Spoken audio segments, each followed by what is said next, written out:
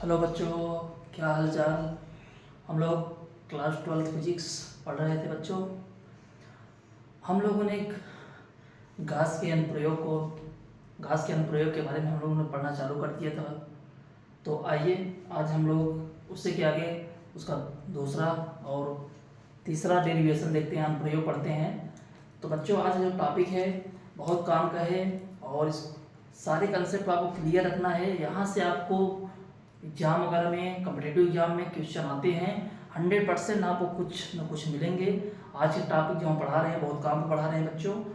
तो आइए आज जो हमारा टॉपिक है उसको पढ़ते हैं। जो हमारा हेडिंग है अनंत विस्तार के अनंत विस्तार के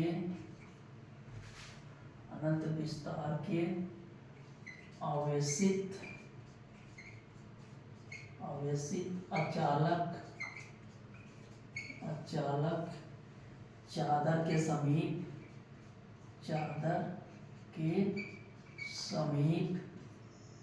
चादर के समीप वैद्युत क्षेत्र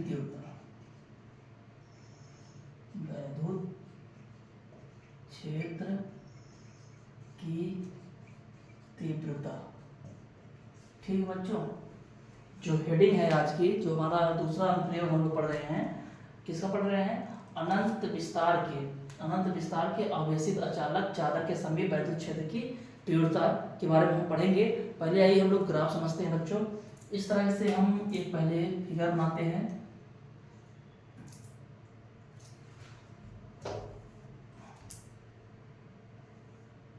इस तरह से मान लेते हैं कोई चादर है, इस तरह से बच्चों हम कोई चादर ड्रा कर लेते हैं। ठीक है, ये चादर कैसा है? अचालक है। इसके जो घनत्व है इसको हम लोग सिग्मा मान लेते हैं। सिग्मा इसका घनत्व है। ठीक, और इस पे हम मान लेते हैं कोई बेलनाकार पास में, इस तरह से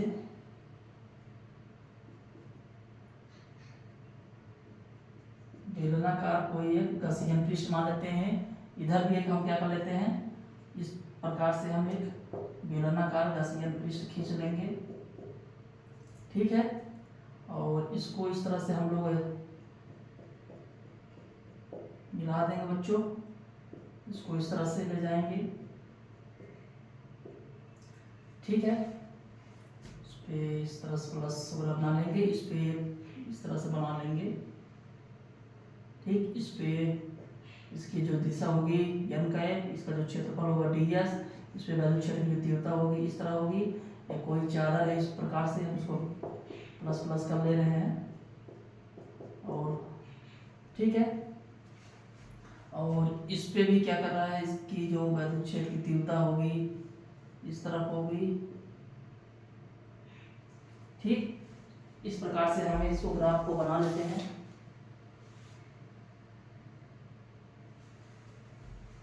और इसका जो बच्चों क्षेत्रफल है इसको ए मान लेते हैं। और इसमें कोई चार्ज q आवेश प्रेजेंट है। ठीक है, इसमें कोई चार्ज q आवेश उपस्थित है।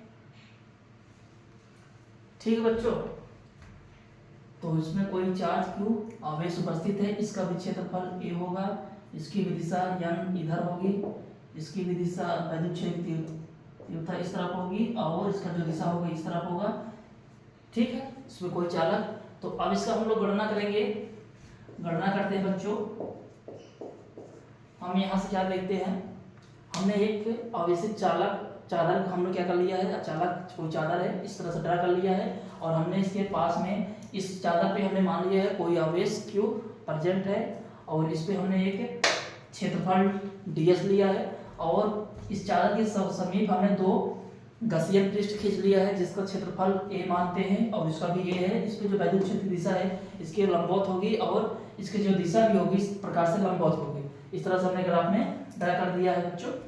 ठीक है, तो आइए हम लोग गणना करते हैं। पहले हम यहाँ लिखेंगे बेलनाकार गसीयन पृष्ठ से, मतलब इस पर हम काम करेंगे, इस पर। ठीक है, इस पर हम देखेंगे बेलनाकार गॉसियन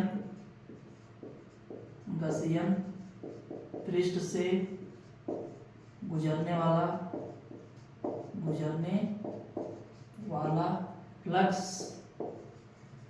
इस पे जो फ्लक्स होगा phi E1 equal to EDS, इस पे डिग्री कितना हो रहा है, इस पे cos 0 डिग्री का कोण बन रहा है। ठीक है बच्चों, cos 90 बन रहा है, कितना बन रहा है बच्चों, cos 90,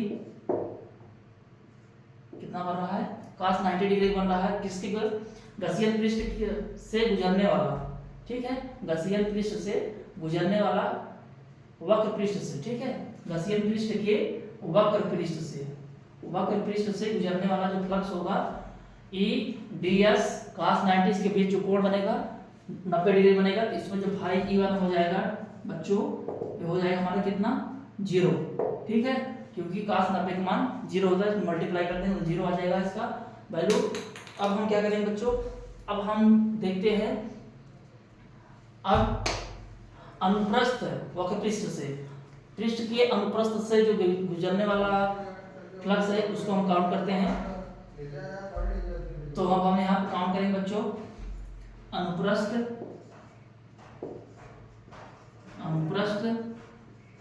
वक्र पृष्ठ से गुजरने वाला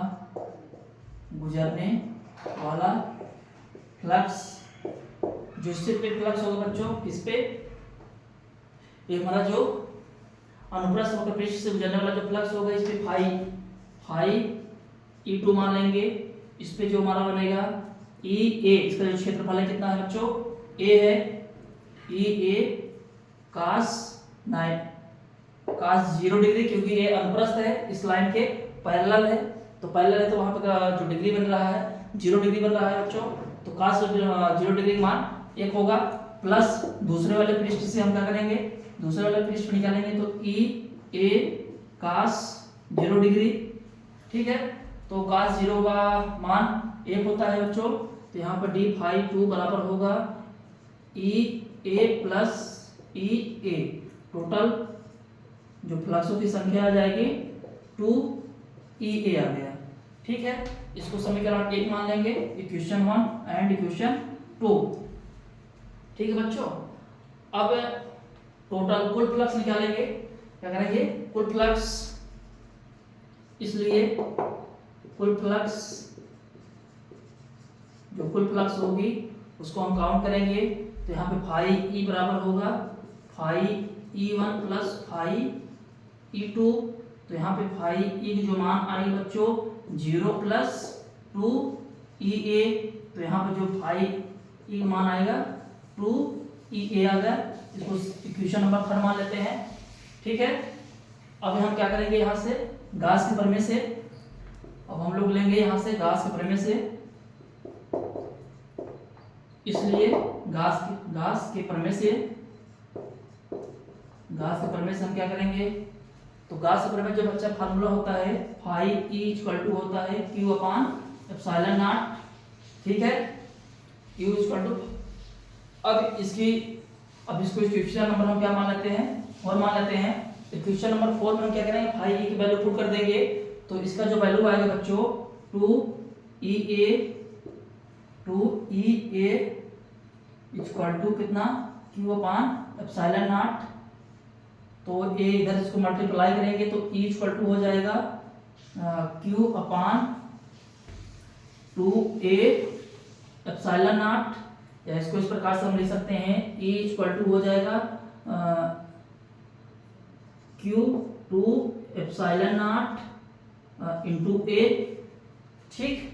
तो बच्चों हम लोग जानते हैं जो घनत्व होता है डेंसिटी बराबर होता है आवेश इंटू लंबाई, तो यहाँ पे इसका जो घनत्व है सिग्मा है, ठीक है, घनत्व इक्वल टू क्या हो जाएगा, इसका चार्ज अपान लंबाई कितना A, इसका क्षेत्रफल कितना A, ठीक है बच्चों। आवेश जो घनत्व होगा इसका सिग्मा बराबर Q अपान A हो जाएगा, तो यहाँ पे हम इसको इस तरह से लिख सकते हैं E इक्वल टू हो जाएगा सिग्मा टू एप्सिलॉन नॉट, यही आपका ये डेरिवेशन फार्मूला आ गया, ठीक है, इसको आप लोग नोट कर लीजिए।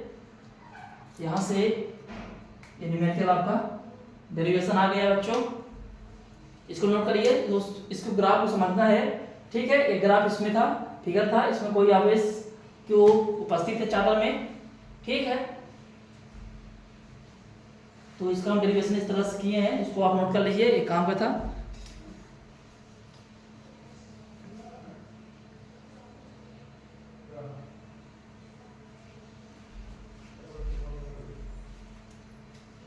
तो बच्चों इसको हम अब इरेज करते हैं,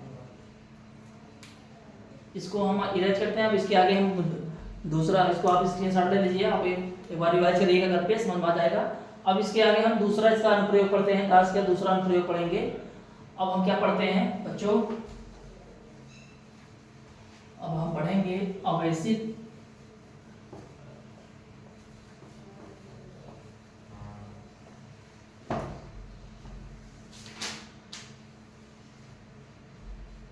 बच्चों हम लोग पढ़ते हैं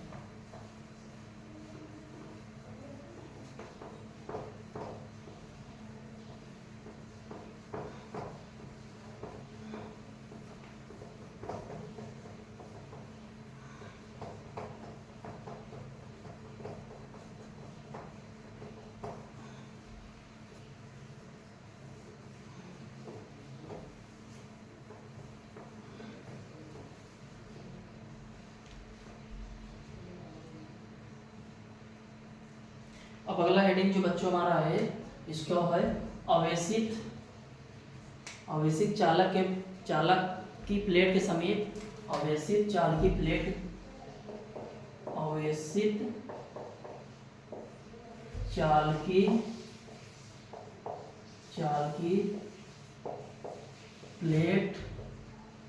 के समीप वैद्युत क्षेत्र की तीव्रता, वैद्युत क्षेत्र की तीव्रता। ठीक है बच्चों, अब हमारा जो हेडिंग है आवेशित चालक की प्लेट के समीप वैद्युत क्षेत्र की तीव्रता, हम क्या गणना करेंगे। तो पहले हमें ग्राफ समझते हैं बच्चों। इस तरह से हम मान लेते हैं, इस पे कोई प्लेट है, ठीक है, इस पर प्लस प्लस प्लस प्लस मान लेते हैं, इस पर भी प्लस है, दोनों प्लेट। ठीक है, इसको प्लेट 1, इसको प्लेट 2 मान लेते हैं। इसकी जो वैद्युत क्षेत्र दिशा होगी इस तरफ होगी E1, दूसरे वाले की भी इस तरफ होगी। मान लेते हैं हम कोई तीव्रता P प्रेजेंट है। ठीक है, ठीक है बच्चों, कोई तीव्रता P प्रेजेंट है।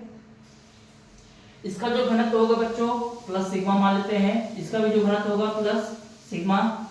ठीक है, हम कोई आवेशित चालक की प्लेट लिए हैं, जिसकी दो प्लेटें हैं 1 और E2, जिसकी जो दिशाएं हैं E1 उस तरफ है और E2 की भी दिशा उस तरफ है, और P पे हमें परिणामी तीव्रता, P पे हमें वैद्युत क्षेत्र की तीव्रता ज्ञात करनी है। ठीक है, इस प्लेट के समीप कोई बिंदु बिंदु P हमारा प्रेजेंट है, जिसपे हमें वैद्युत क्षेत्र की तीव्रता ज्ञात करनी है। तो हम गणना करते हैं बच्चों, यहाँ से हम गणना करेंगे, क्या गणना करेंगे, प्लेट Q1 के कारण, प्लेट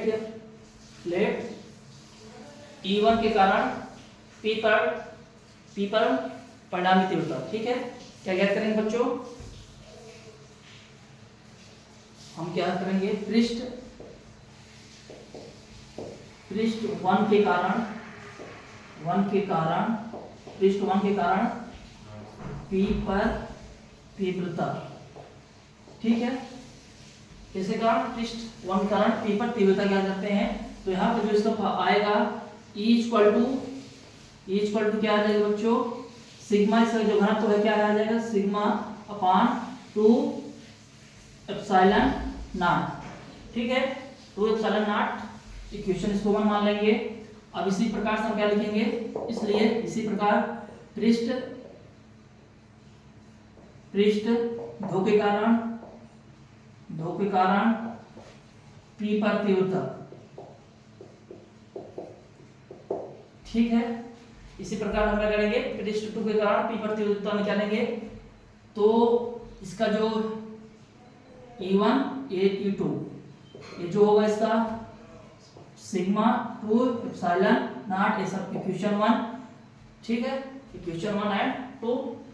अब इस प्रकार, इसलिए अब हम P पर परिणामी तीव्रता क्या लेंगे, इस प्रकार P पर परिणामी तीव्रता, परिणामी तीव्रता, इस प्रकार P पर परिणामी तीव्रता निकालेंगे। तो हमारा जो परिणामी तीव्रता आएगा बच्चों E equal to E1 plus E2, तो E बराबर हम लिख सकते हैं sigma upon 2 epsilon not plus sigma upon 2 epsilon naught.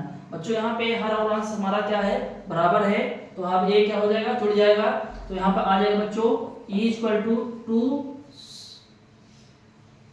2 sigma plus 2 epsilon naught, 2 से 2 कैंसिल हो जाएगा बच्चों, तो ये हमारा क्या आ जाएगा, तो E बचेगा E equal to sigma upon epsilon naught. यही आपका डेरिवेशन आता है बच्चों, ठीक है, समझ में आया। हमने एक चाल की प्लेट लिया जिसपे घनत्व सिग्मा, दूसरे वाले पृष्ठ पे भी प्लेट सिग्मा, घनत्व सिग्मा है। माना इस प्लेट के समीप कोई बिंदु P है, ठीक है, जिसपे हमें परिणाम वैद्युत तीव्रता ज्ञात करना था। तो पृष्ठबल के कारण P पर तीव्रता E1 equal to sigma upon 2 epsilon naught. इसी प्रकार से पृष्ठों के कारण इसमें जो तीव्रता आएगा, और P पर हम परिणामी तीव्रता निकालेंगे, तो दोनों को ऐड कर देंगे, अंश और हर बराबर है, तो जोड़ के ये अपना जिसमें 2 epsilon equal to upon 2 sigma equal to 2 epsilon naught, और 2 कैंसिल हो जाएगा बच्चों, E equal to 2 epsilon sigma upon epsilon naught. ये आपका फार्मूला डेरिवेशन आ गया बच्चों। अब यहाँ से हमारा जो पहला चैप्टर था बच्चों खत्म होता है, ठीक है, इलेक्ट्रिक चार्ज एंड फील्ड हमारा जो पहला फर्स्ट चैप्टर था वो खत्म होता है। हमने गास का प्रमेय वगैरह हमने खत्म कर दिया है। यहाँ पे गास के जो अनुप्रयोग थे ये यहाँ पे खत्म होता हुआ है। अब अगली क्लास में बच्चों हम आपको इस पर जो न्यूमेरिकल्स हैं, सारे एनसीईआरटी न्यूमेरिकल हम इस पे सॉल्व कराएंगे आप लोग को, ठीक, आप इसको नोट कर लीजिए। अब अगली क्लास में हम सारा एक्सरसाइज के सारे एनसीईआरटी क्वेश्चन हम न्यूमेरिकल सॉल्व करेंगे, ठीक है बच्चों।